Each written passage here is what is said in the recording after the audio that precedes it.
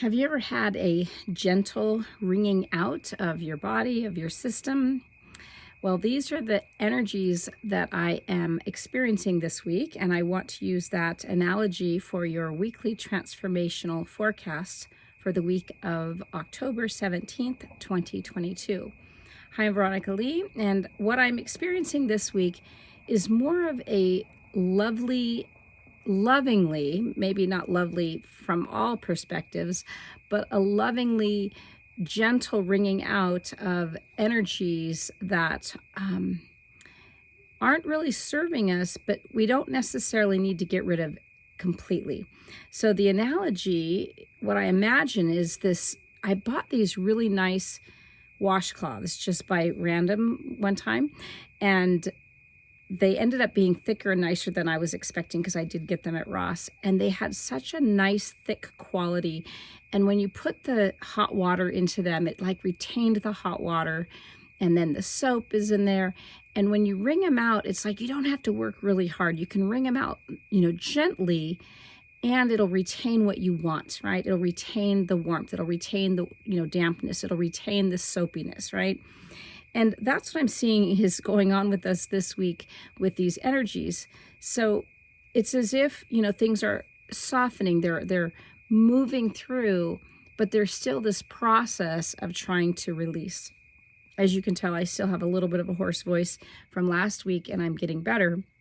But that's what I'm experiencing again, personally, is just this movement to release that which isn't fully serving me, but it doesn't mean every little drop has to be gotten rid of because it's not needed at all, right? I want to share this piece specific to our ego. Our ego is a necessary part of our system. I wouldn't say that it's the one that should be driving the bus per se, but it is a necessary part of being human. It allows us to stay safe. It allows us to be nice and critical, because why not? It allows us to think the world, is all about us in some way. But at the same time, it's there to protect us because, of course, the ego is a fearful state of being, but it wants to preserve the human. It wants to preserve the identity. It wants to preserve all that is. And it does it from sort of a limited view. At the same time, as we evolve, we're moving into these grander perspectives, right? So we don't see things necessarily just from the limited ego. We're seeing it from this bigger perspective and actually experiencing it and feeling it with more trust. So when I talk about this wringing out, it's like, yes, let's start to wring out the things that aren't necessary, the things that don't serve us so well, but it doesn't have to mean who we are completely.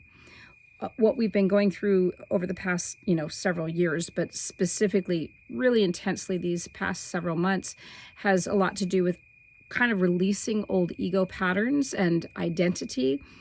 But we want to have some kind of foundation in which to move forward, from and with, right? We don't want to completely demolish everything. And at the same time, what we're going to be left with is likely going to be pretty minimal, right? It might be just enough dampness in that cloth that keeps it supple, but that doesn't need to be held on to because of fear. So with that, I'm hoping these analogies help a little bit.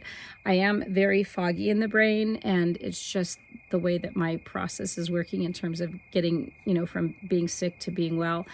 And what I'm also seeing energetically is that we are all going through these various aspects of fogginess where we start to gain clarity.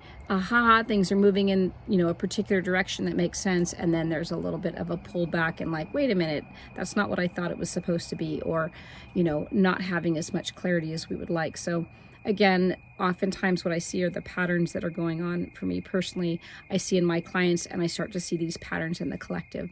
So with that, we'll see you next week.